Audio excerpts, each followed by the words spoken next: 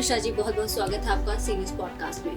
तो सबसे पहले आप हमें अपनी जीवन यात्रा के बारे में कुछ बताएं। तो मैं राजनीति में एक ऐसे दल में हूँ जिसका मुझे बड़ा नाज है और पूरा देश सिर्फ किसानों के बदौलत चला। रेल बंद, बस बंद, सब कुछ बंद, लेकिन किसी को भूखा नहीं रहा। समाज उसको कहते हैं जिसमें हर लोग हों, गरीब तबका हो, अमीर तबका हो, हर जाति के लोग हों, हर समाज के लोग हों, तो उसको समाज सेवा कहते हैं। तो आपके अंदर समाज सेवा का ये जो भाव था, ये जो भावना थी, ये कब उत्पन्न हुई? देखिए, जब जनता विकास पे वोट देने लगेगी तो वो जो पलायन कर गए हैं राजनीतिक, वो आएंगे और ये देश सुधरेगा। लोग कहते हैं राजनीति बड़ी गंदी है। राजनीति नहीं है, राजनीति तो बहुत स्वच्छ चीज है। लोग कहते हैं कि हम राजनीति नहीं कर रहे हैं। अरे राजनीति नहीं कर रहे तो मैं राजनीतिक दल में क्यों? तो एक समाज सेवी के रूप में, एक नेता के रूप में आप अपने आप को कैसे देखते हैं और कहाँ देखते हैं? कि आज इस देश में कोई कानून ऐसा है जो चल रहा है तो सिर्फ और सिर्फ चौधरी चरण सिंह जी ने बनाया। अटल बिहारी वाजपेयी जैसे सरकार से इस्तीफा दिया किसानों के ऋण माफ करने पे, उन्होंने नहीं किया। उन्होंने कहा फिर मेरी जरूरत क्या है, मैं कृषि मंत्री क्यों हूं? चौधरी साहब ने बोला, हमें उसका नुकसान हो। नमस्कार, मैं हूँ रत्ना और सी न्यूज़ भारत पॉडकास्ट में आप सभी का स्वागत है। जो चला है राह अकेले, सारा जग उस पर हंसा है और इतिहास भी गवाह है कि उसी ने इतिहास रचा है। कहते भी हैं ना कि पूत के पांव पालने में नजर आ जाते हैं, यानी जो योग्य होता है उसकी योग्यता प्रारंभ से ही दिखनी शुरू हो जाती है। और ऐसा ही एक व्यक्तित्व हमारे साथ आज के इस पॉडकास्ट में मौजूद हैं, जो केवल नाम ही नहीं, एक शख्सियत हैं, जो एक समाज सेवी हैं, एक वरिष्ठ नेता हैं और एक कुशल व्यापारी भी हैं। और सबसे बड़ी बात, वो तीनों भूमिकाओं के साथ बराबर न्याय करते हैं। तो आप नाम भी जान लीजिए, ये है राष्ट्रीय लोकदल के प्रदेश उपाध्यक्ष और प्रसिद्ध समाज सेवी रजनीकांत मिश्रा। रजनीकांत मिश्रा जी, बहुत बहुत स्वागत है आपका सी न्यूज़ पॉडकास्ट में। हर किसी की अपनी जीवन यात्रा होती है। आपकी जीवन यात्रा की बात करेंगे तो काफ़ी ज़्यादा बैलेंस की बात करी जाती है। तो सबसे पहले आप हमें अपनी जीवन यात्रा के बारे में कुछ बताएं। देखिए, मैं बेसिकली गोरखपुर का रहने वाला हूँ और एक गृहस्थ घर में मेरा जन्म हुआ। खेती बाड़ी काम था। उस समय बचपन था मेरा, लेकिन कहा जाता था कि हम जमींदार परिवार में पैदा हुए थे और बहुत ज़्यादा खेत थे, बहुत वो था। वहाँ से चलते चलते मैं निकला, उम्र हुई, गोरखपुर शहर में मेरी शिक्षा दीक्षा हुई। फिर मैं सन 1996 में, मेरा एजुकेशन गोरखपुर में, 1996 में मेरी मुलाकात राष्ट्रीय लोकदल के वर्तमान में अध्यक्ष थे चौधरी अजीत सिंह जी, उनसे हुई। किसी एक प्रोग्राम में। मेरा राजनीति से कोई मतलब नहीं था, मैं एक बिजनेसमैन आदमी था, रेलवे से मेरा बिजनेस था। और फिर उन्होंने मुझे बुलाया और उनके लोग थे, एक लड़का था जो मुझे बुलाया था। तो मैं वहीं से लोकदल का, उस समय ये पार्टी भारतीय किसान कामगार पार्टी के नाम से हुआ करती थी, मैं उसमें ज्वाइन किया और मुझे तुरंत जिले में, गोरखपुर जिले का उपाध्यक्ष बनाया गया। फिर आगे बढ़ते बढ़ते मैं गोरखपुर का महानगर अध्यक्ष हुआ, वहाँ से पूर्वी उत्तर प्रदेश की राजनीति में आया। ऐसे करते करते मैं मतलब सीढ़ी दर सीढ़ी मैं चढ़ा हूँ इस राजनीति में और आज प्रदेश में उपाध्यक्ष हूँ राष्ट्रीय लोकदल का। और मुझे सारे लोग, हमारे दल के लोग मुझे प्यार करते हैं, मानते हैं, जानते हैं। मेरी राजनीतिक सफ़र जो है चौधरी अजीत सिंह के साथ ही शुरू और आज तक उन्हीं के साथ, उन्हीं के परिवार के साथ है। जी रजनीकांत जी, आप कहते हैं कि आप इतिहास रचने आए हैं, तो उस इतिहास के बारे में अगर आप थोड़ा बताएं कि क्या इतिहास रचेंगे आप? देखिए, इतिहास तो मेरे ख्याल से हर आदमी सोचता है कि मैं कुछ इतिहास रचूं। बिल्कुल। वो चाहे खेती करने वाला हो, चाहे पढ़ने वाला हो, चाहे व्यापारी हो, अपने क्षेत्र में वो चाहता है। मैं राजनीति में हूँ, तो मैं राजनीति में एक ऐसे दल में हूँ जिसका मुझे बड़ा नाज है, मुझे बड़ा शान है कि मैं ऐसे दल में हूँ। जो राष्ट्रीय लोकदल जो पार्टी है वो एक विचारधारा है, मैं तो उसको एक विचारधारा मानता हूँ। चूँकि वो, देखिए, जिस खेमे से निकली हुई पार्टी है उस व्यक्ति का नाम चौधरी चरण सिंह है और उन्होंने हर वो काम किया जो इस देश को आगे ले जाने में, इस देश के, वो कहते थे कि देश के खुशहाली का रास्ता खेत और खलिहानों से गुजरता है। तो हम लोग उस पर चल रहे हैं और वो अमल कर रहे हैं और निश्चित है कि एक दिन इस देश का किसान ही राजनीति इतिहास रचेगा और वो मेरा इतिहास तो अपने आप रच जाएगा जब इस देश का किसान इतिहास रच देगा। क्योंकि हम लोग उसी का काम कर रहे हैं, उसी में लगे हुए हैं। मैं आपको एक याद दिला दूं, जब अभी कोरोना काल आया था तो इस देश को सिर्फ किसानों ने ही संभाला था। आप देख लीजिए, सारी चीजें खत्म हो गई थी। कुछ बढ़ा था तो खेती बाड़ी से ही बढ़ा था, और पूरा देश सिर्फ किसानों के बदौलत चला। रेल बंद, बस बंद, सब कुछ बंद, लेकिन किसी को भूखा नहीं रहना पड़ा। इस देश के किसानों ने इतना कुछ करके रखा था। तो ये एक इतिहास रचने की बात जो है, हम लोग लगे हैं और इस पर काम कर रहे हैं, और अपने मुद्दे से भटके नहीं। चाहे हम जीते हारे, कम रहे ज़्यादा रहे, लेकिन मेरा मुद्दा वही रहा, मेरे नेता का मुद्दा वही रहा, मेरा मुद्दा वही रहा। निश्चित इतिहास रची जाएगी। इस देश का किसान ही सर्वोपरि होगा, एक वक्त आएगा। ये बड़ी अच्छी बात कही है आपने, जो किसानों को लेकर के। बिल्कुल हमने देखा जिस तरीके से कोरोना में आपने कहा कि भूखा नहीं रखा लोगों को। आपने बताया कि आप एक समाज सेवी हैं, आप एक बिजनेसमैन हैं और एक वरिष्ठ नेता के रूप में भी जाने जाते हैं। तो ऐसे में समन्वय बनाना कितना सही, मतलब कितना आसान होता है आपके लिए, कितना मुश्किल होता है? आप तो थोड़ी समस्याएं आती हैं, लेकिन ऐसा नहीं कि कोई चीज़ आप कर नहीं सकते। आप करना चाहेंगे तो कर लेंगे। तो मैंने उसके लिए अपना समय बना रखा है, और मैं व्यापार को भी देख लेता हूँ। खैर, अब तो मेरा बेटा बड़ा हो गया, व्यापार में उसको मैं लगाया हूँ। मैं तो इस समय आप कहें कि मैं फुल फ्लेज राजनीति कर रहा हूँ तो कोई गलत नहीं हो। और मैं संगठन की ही राजनीति करता हूँ जी। तो आप एक बड़े समाज सेवी के रूप में भी जाने जाते हैं। तो आप कैसे देखते हैं कि एक समाज जो सेवक होता है, समाज सेवक, वो उसका जो कार्य होता है वो समाज को किस तरीके से प्रभावित कर सकता है? क्योंकि कहने को तो बहुत समाज सेवक हैं हमारी दुनिया में, लेकिन एक असली समाज सेवक की पहचान अगर बात की जाए तो देखिए रत्ना जी, मैं आपको बताता हूँ जी। समाज सेवा बहुत बड़ी चीज़ है। बिल्कुल। समाज सेवा में आज के समाज सेवियों ने जाति सेवा में बदल दिया है, और समाज उसको कहते हैं जिसमें हर लोग हों, गरीब तबका हो, अमीर तबका हो, हर जाति के लोग हों, हर समाज के लोग हों, तो उसको समाज सेवा कहते हैं। और हम लोग जो समाज सेवा कर रहे हैं, तो ये मेरे दल की ही भी नीति है और मेरा भी सोच है कि हमसे कोई छूटे ना। जितने समाज के लोग हैं सब हम लोग हमारे साथ हैं। आप कभी आइए, हमारे संगठन की रूपरेखा देख लीजिए, उसमें कोई ऐसा नहीं होगा जो नहीं होगा। हिंदू, मुस्लिम, सिख, ईसाई, अगड़े पिछड़े सब हम सबको लेके चलते हैं। उसका मेन कारण क्या है कि मैं जो राजनीति करता हूँ, बार बार कहता हूँ, मैं मजदूर किसानों की राजनीति करता हूँ। तो किसानों की कोई जाति नहीं होती, हर वर्ग के लोग किसान होते हैं, खेती बाड़ी करते हैं। तो एक समाज को जोड़ने का काम जो है वही कर सकता है जो सारे इस देश में पैदा हुए हर जाति, हर समाज के लोगों को लेकर चलने की मादा रखता हो। वो मेरे नेता में थी, वो चौधरी साहब में थी, चौधरी चरण सिंह में थी, और बाखूबी अजीत सिंह ने निभाया, और बाखूबी जयंत चौधरी जी उसको निभा रहे हैं, मेरे राष्ट्रीय अध्यक्ष। तो हम लोग तो समाज सेवा जो कर रहे हैं वो आपको दिखाई दे रहा होगा, आपको दिखाई देना भी चाहिए। बिल्कुल। समाज सेवा की बात कर रहे हैं हम, तो आपके अंदर समाज सेवा का ये जो भाव था, ये जो भावना थी, ये कब उत्पन्न हुई? देखिए, ये मैंने बताया कि मैं 1996 में राजनीति में आया। उससे पहले मेरा राजनीति से कोई लेना देना नहीं था।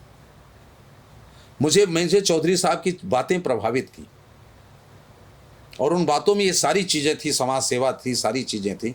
मुझे उनके साथ थोड़ी देर बैठने का मौका मिला था, और मैं उनसे बहुत प्रभावित हुआ, और प्रभावित हो गया, मैं इस काम में लग गया। जी। तो कहीं ना कहीं आपके लिए जो प्रेरणा स्रोत बने, वो प्रेरणा के स्रोत वहीं से आए। देखिए, अगर हम आपकी प्रेरणा के स्रोत की बात करें तो आपकी प्रेरणा स्रोत, देखिए प्रेरणा स्रोत तो देखिए, एक बात बता दें आपको, प्रेरणा स्रोत तो हर आदमी का कोई न कोई होता है। जी। तो मेरा प्रेरणा स्रोत अगर मैं कहूँ कि चौधरी अजीत सिंह जी थे, ये गलत नहीं होगा। राजनीतिक प्रेरणा स्रोत, सामाजिक प्रेरणा स्रोत जो मेरे हुए वो चौधरी अजीत सिंह। बाकी तो हर आदमी का घर होता है, पिता होते हैं और लोग होते हैं जिनसे आदमी सीखता है, लेकिन राजनीतिक और सामाजिक जो मैं राजनीति में आज कर रहा हूँ, अगर मैं प्रेरणा स्रोत मेरे हैं तो माननीय चौधरी अजीत सिंह जी स्वर्गीय हो गए, लेकिन हम लोग उसी कदम पर चल रहे हैं, उनके बताए रास्ते पे चल रहे हैं। जी। कोई ऐसी बात या कोई ऐसा किस्सा जो आपको लगता है कि प्रभावित कर गई हो, जैसे आपने उनको अपना एक प्रेरणा स्रोत माना है, कोई तो ऐसा वाकया हुआ होगा जिसको आपने कभी, एक होता है कि दिल को छू जाने वाली है कि हाँ ये बात मुझे बहुत अच्छी लग गई उनकी? देखिए, एक बार मैं उड्डयन मिनिस्टर थे, अभी जल्दी की बात थी, चौधरी साहब के से मिलने गया मैं और मेरी मुलाकात नहीं हो पाई। तो मैं, होता है ना कि आदमी थोड़ा व्यग्र हो जाता है कि मिले नहीं, मुझे ट्रेन भी है, पकड़ना भी है और ये हो। तो मैं मंत्रालय चला गया उनसे मिलने। मैंने अपना स्लिप भेजा, तो पहले मुझे कुछ बताया कि पहले मेरे लिए चाय आई, सब कुछ आया मेरा, मैंने उसको किया। फिर जाके उनके पीआरओ ने बताया कि सर वो आपसे कह रहे हैं कि आप कोठी पे पहुंचो, अभी मैं आ रहा हूँ। मैं कोठी पे पहुंच गया, 12 तुगलक उनकी कोठी थी। और वहाँ जब वो कमरे में आए तो इतने लोग आ गए रत्ना जी कि मैं उनसे मिल नहीं पाया। जो बाहर निकले तो हमसे कहे तू तब से परेशान है सुबह से। तो मैंने कहा भाई साहब मैं क्या करूं, इतना धक्का उक्का हो रहा है, मैं जा ही नहीं सकता आपके पास। वो शख्स पोलिटिको में खड़ा हो गया, सबको हटा दिया और मुझसे पूरी बात की, जितने मुझे बात करने जाना था अपने कार्ड। मैंने, वो बैठे नहीं कुर्सी पे और अंदर गए, उन्होंने मुझे पूरा टाइम दिया, कहा और कुछ कहना है, हमने कहा नहीं मेरी पूरी बात हो गई।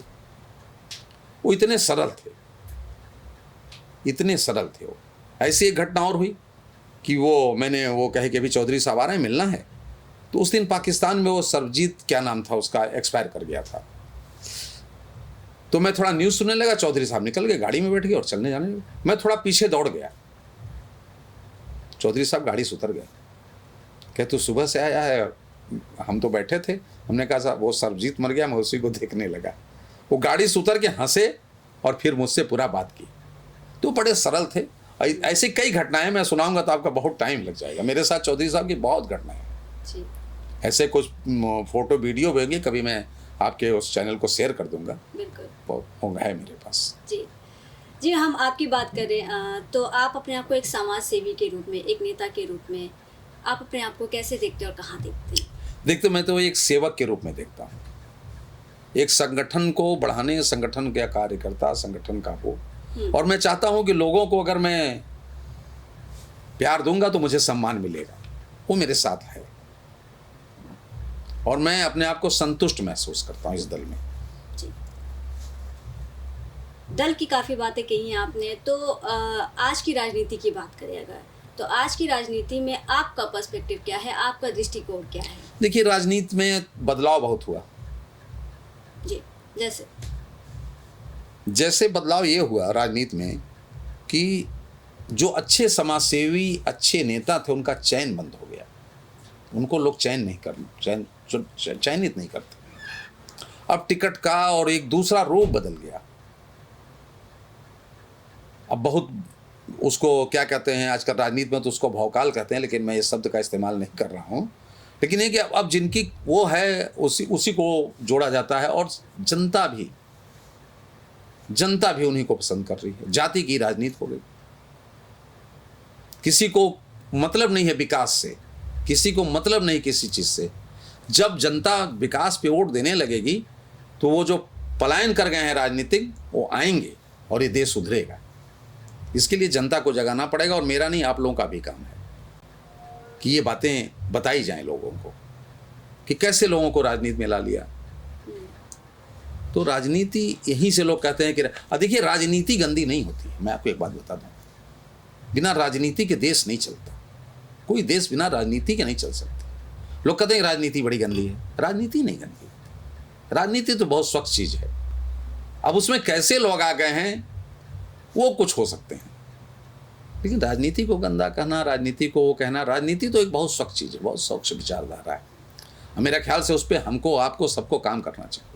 हाँ, आप सभी एक समाज से जुड़े हैं, पत्रकारिता में है, कोई बिजनेस में है, कोई खेती बाड़ी कर रहा है, मैं नेता बन के बैठा हूँ, तो सबको ये काम करना चाहिए। राजनीति भी सुधरेगी, मुझे पूरा उम्मीद है। आपने बहुत अच्छी और बहुत गंभीर और बड़ी बात कही कि राजनीति गंदी नहीं है, स्वच्छ है। ये शायद मैंने तो पहली बार सुना है। तो कहने का मतलब ये है कि जो राजनीति के अंदर लोग बैठे हैं, उन्होंने राजनीति को गंदा कर दिया है। बट नेचुरल है, ये दिखाई नहीं दे रहा, ये तो दिखाई दे रहा है। मतलब लोगों ने गंदा बनाया है राजनीति कभी गंदी हो ही नहीं सकती भाई। किताब कहाँ गंदा होता है? आप कौन सी पढ़ते हैं, मैटर उस पर करता है, आप कैसे पढ़ते हैं। ये क्या, राजनीति तो बिना राजनीति के देश चल ही नहीं सकता। लोग कहते हैं कि हम राजनीति नहीं कर रहे हैं। अरे राजनीति नहीं कर रहे तो मैं राजनीतिक दल में क्यों हूं? राजनीति करना कोई गलत बात नहीं होती है, लेकिन स्वच्छ राजनीति होनी चाहिए। हर इंसान का सपना होता है। रजनीकांत मिश्रा जी के सपने के बारे में बात करें, जो अभी मतलब आपने अपनी जीवन यात्रा के बारे में बताई, अच्छे पल के बारे में आपने बताया, राजनीति के बारे में बताया, बहुत कुछ चीज़ें आपने साझा की। एक वो सपना जो अभी भी लगता है कि ये सपना सच होने में अभी वक्त है, आपका ऐसा कोई सपना?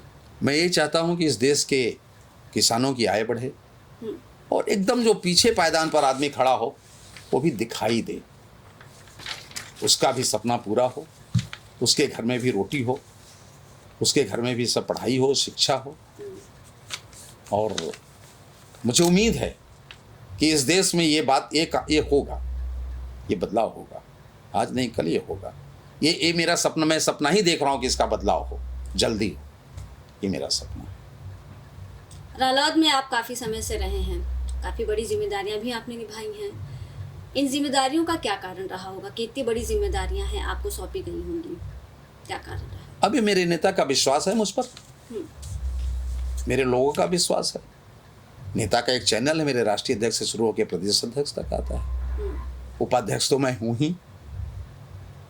तो ये लोगों का विश्वास है मेरे ऊपर, मेरे कुछ काम होंगे जो उनको पसंद होंगे। अब इसके बारे में मैं अपने बारे में मैं कहूँ कि मैं बड़ा काबिल हूँ तो ये बातें तो ठीक नहीं, लेकिन मैं तन मन धन से लगा रहता हूँ इस काम में जी। लेकिन कहीं ना कहीं लोगों का जो प्यार है, लोगों का जो भरोसा है, ये तो आपको पता ही है कि इसी की वजह से शायद इतनी बड़ी जिम्मेदारियां आपको मिलती हैं। मैं सबको स्नेह करता हूँ, जो मुझसे बड़े हैं उनका आदर करता हूँ और इसके साथ मैं संगठन का काम करता हूँ, इस रूप में ही करता हूँ। जी, बड़ी अच्छी बात कही आपने।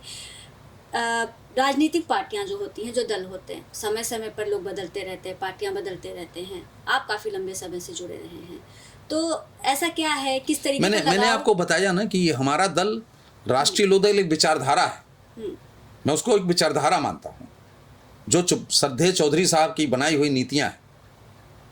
आज मैं एक माला में अगर पिरो के कह दूं कि आज इस देश में कोई कानून ऐसा है जो चल रहा है तो सिर्फ और सिर्फ चौधरी चरण सिंह जी ने बनाया। चाहे जमींदारी उन्मूलन हो, चाहे आपको ये आप देख रहे हैं जो सुलभ शौचालय, ये सब उन्होंने, उनकी प्रेरणा थी जो ये चल रहा है, ये सब उन्हीं द्वारा प्रदत्त है। इस देश में शहरी विकास मंत्रालय होता था, जब चौधरी साहब प्रधानमंत्री बने तब ग्रामीण विकास मंत्रालय बना, नहीं तो इस देश में ग्रामीण विकास मंत्रालय नहीं था। मैं आपको एक बड़ी बात बता रहा हूँ, ये जितने आयोग आप देख रहे हैं, अल्पसंख्यक आयोग, बुनकर आयोग, जितने आयोग, रत्ना जी, आप सब चौधरी साहब द्वारा प्रदत्त हैं, ठीक है। वो सोच था, वो विचारधारा थी उस आदमी की, और उस विचारधारा पे हम लोग चल रहे हैं। तो मैं तो अपने पार्टी को एक विचारधारा ही कहूँगा, एक विचारधारा। उन्होंने ही नारा दिया था कि जाति तोड़ो समाज जोड़ो, इज द फर्स्ट मैन। वो संख्या कम थी, उन्होंने सरकारी नौकरियों से उपनाम हटाने की बात की थी कि कोई मिश्रा तिवारी नहीं लिखेगा, कम से कम सरकारी कर्मचारी को तो कर सकते थे, लेकिन उस बिल को सदन में पारित नहीं होने दिया गया लोगों के द्वारा। नहीं तो वो तो इसके आज आरक्षण की जरूरत ही नहीं थी, आज किसी चीज़ की जरूरत ही नहीं थी, वो उपनाम हटाना ही चाहते थे। आज देश तो एक ही नज़र में रंग में नजर आता। वो he is the first man कि नेहरू का विरोध किया। नेहरू जी ने सहकारिता खेती की का प्रस्ताव बिल पारित हो गया सदन में, सिर्फ एक आदमी हाथ उठाया, उसका नाम था चौधरी चरण सिंह। फिर नेहरू जी ने पास हुआ बिल लागू नहीं किया, कहा इस दफा वही एक आदमी है जिसने सही बात समझाई, जबकि नेहरू के सामने किसी की हैसियत नहीं थी उस समय, लेकिन पहला आदमी था चौधरी साहब ने जो हाथ उठाया कि मैं इस बिल के खिलाफ हूं, भले मैं भारत में अकेला हूं। और उस अकेले विरोध पर नेहरू भी शख्सियत थे, नेहरू को भी लगा, नेहरू भी एक अच्छे राजनेता थे। लोग कहते हैं हर गलतियां नेहरू को, तो ऐसा नहीं है, नेहरू ने भी बहुत काम किया। तो नेहरू ने उस बिल को नहीं पारित होने दिया। ये बड़ी बात चौधरी साहब के द्वारा प्रदत्त थी, क्योंकि वो जानते थे कि इस देश का ग्रामीण परिवेश क्या है। यहाँ नहीं हो सकती सहकारिता खेती।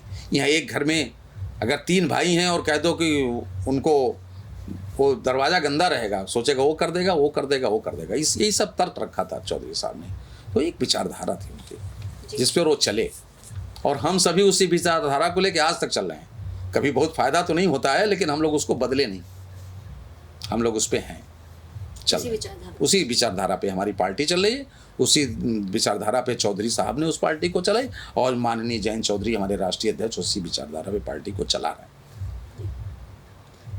रालोद की बात करें हम तो एक बड़ी और राजनीतिक पार्टी है वो, लेकिन क्या लगता है अभी भी जो वो पात्रता रखती है अभी भी वो जगह बना नहीं पाई है, क्या लगता है इसके पीछे का क्या कारण होगा? कहीं कमी होगी, थोड़ी हम लोगों आप को भी मानते होगी। हैं? आप मानते हैं? और दूसरी चीज़ ये है कि जिस अभी आपसे जितनी बातें मैंने कहा शायद आजकल के लोगों को पसंद ना हो, शायद वो पसंद ना हो लोगों को। हम भी जनता में जाते हैं, हम भी जनता में बात करते हैं, हमारा कभी कभी इस पे नुकसान भी हो जाता है। भाई किसी ने जाति की बात की थी हमारे नेता जयंत चौधरी जी से कि आप जाटों के बारे में क्या सोचते हैं, तो उन्होंने कहा मैं केवल जाटों के बारे में नहीं सोचता। उनका स्टेटमेंट था, ये पब्लिकली स्टेटमेंट था, उसका मुझे नुकसान हुआ, लेकिन उन्होंने बोला नहीं हमसे सबकी बात करिए ना, हमें सिर्फ जाट की बात क्यों करते हैं। ये चौधरी साहब ने बोला, हमें उसका नुकसान हुआ, लेकिन हम उससे हटे नहीं। अभी ये बोर्ड सब तमाम बातें चल रही थी कि नेम प्लेट लगेगा, चौधरी साहब इज द फर्स्ट नेता, हम तो सरकार में है कि क्या हम कुर्ते पे नाम लिखवा लें। जो सही होता वही कहते हैं मेरे लोग, जो सत्य होता उसको बोलते हैं, उस पर अडिग रहते हैं, फिर चाहे जो भी नुकसान चाहे जो हो।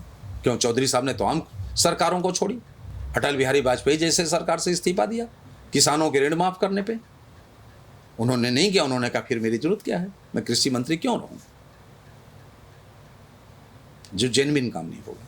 तो ऐसा नहीं है, चलता है और उम्मीद है कि जनता के समझ में आएगी, मैं आगे बढ़ूंगा और बढ़ रहा हूं।